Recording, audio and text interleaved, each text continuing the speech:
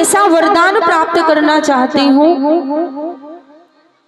कि जिस वरदान में हमें एक ऐसे बलवान पुत्र की प्राप्ति हो जो देवताओं से भी अधिक बलशाली हो।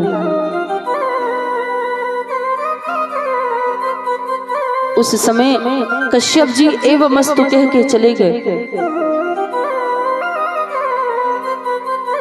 कुछ ही समय के बाद दिति ने गर्भ धारण किया।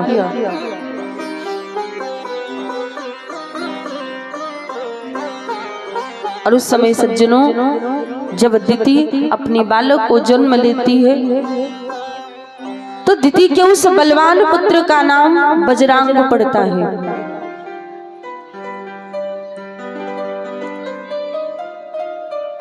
एक दिन बजरांग अपनी माँ से बोला कि माँ,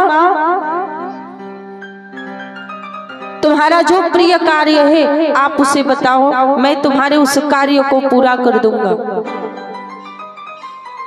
माता बोली कि पुत्र, आज तक तुम्हारे जितने भाइयों ने जन्म लिया उन सभी को देवराज इंद्र ने छल से मार दिया।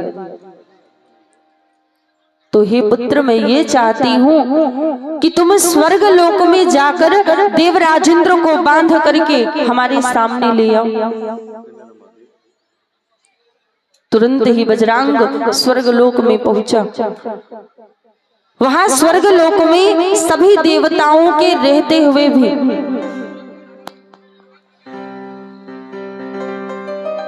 बजरांग जो है देवराज इंद्र को बांध करके ले आया। माता के सामने गया। माता बोली, पुत्र, इसका वध कर दो। जैसे ही बजरांग म्यान से तलवार निकालकर देवराज इंद्र के ऊपर प्रहार करने गया, उसी समय सज्जनों ब्रह्मा जी और बजरांग के पिता कश्यप जी आ गए।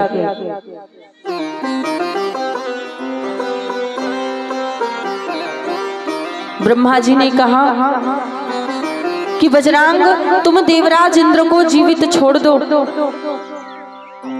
बजरांग की माता दिति बोली कि पितामह, हमारे सारे पुत्रों को देवराज इंद्र ने ही छल से मारा है और आप कहते हो कि मैं इसे जीवित छोड़ दूं।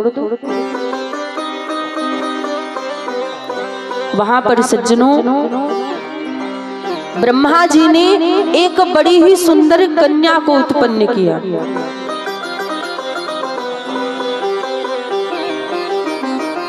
बोले कि बजरांग, आज से इस कन्या का नाम बारंगी है और यह तुम्हारी पत्नी है। तुम्हें अपनी पत्नी बारंगी के द्वारा एक ऐसे बलवान पुत्र की प्राप्ति होगी जो देवताओं से भी अधिक बलशाली होगा। स्वर्ग लोक को जीतकर उस पर अपना अधिकार करेगा। उस समय सज्जनों बजरांग ने देवराज इंद्र को जीवित छोड़ दिया।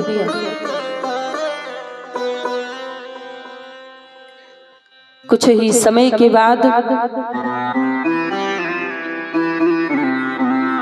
बजरांग की पत्नी बारंगी ने गर्भ धारण किया और उस समय उसने एक ऐसे बलवान पुत्र को जन्म दिया जिस बालक के जन्म लेते ही सारी पृथ्वी कांप उठती है।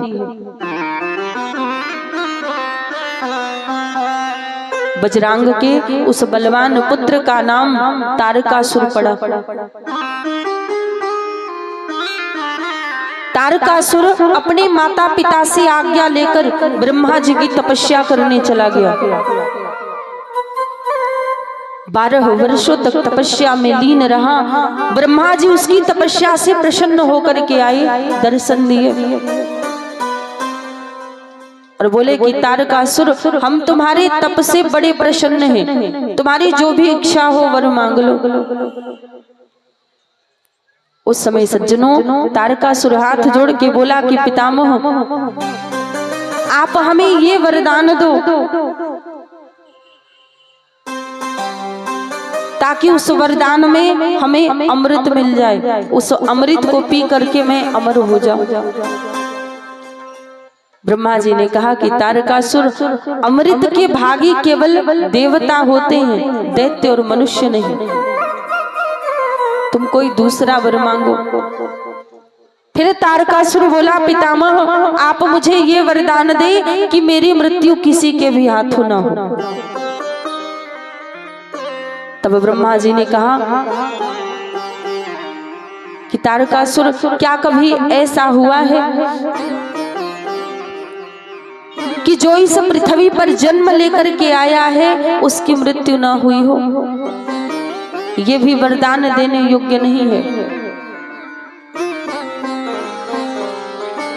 फिर सज्जनों, तारकासुर बोला कि पितामह आप हमें ये वरदान दें कि मेरी मृत्यु एक 7 दिन के बालक के हाथों हो। उस समय ब्रह्मा जी एवं मस्तु कह के चले गए। वरदान प्राप्त करने के बाद तारकासुर स्वर्ग लोक पे आक्रमण कर दिया। सारे देवताओं को युद्ध में परास्त कर दिया और सारे देवताओं को स्वर्ग लोक से खदेड़ कर उस पर अपना अधिकार जमा लिया, राज्य करने लगा। सारे देवता विलाप करते हुए ब्रह्मा जी की शरण में गए। ब्रह्मा जी बोले कि क्या बात है, आप लोग इस प्रकार से व्याकुल क्यों हैं?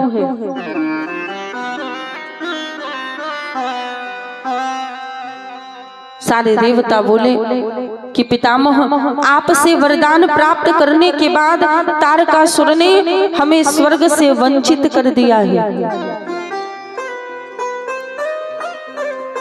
आप उसके वध का कोई उपाय बताइए।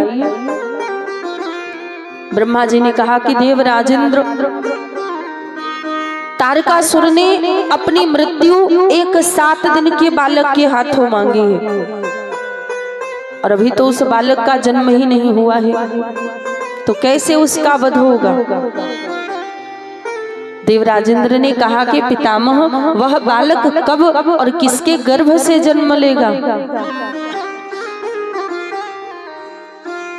ब्रह्मा जी बोले कि देवराजेंद्र, अभी तो उस बालक की माता का ही जन्म नहीं हुआ है, तो फिर उस बालक का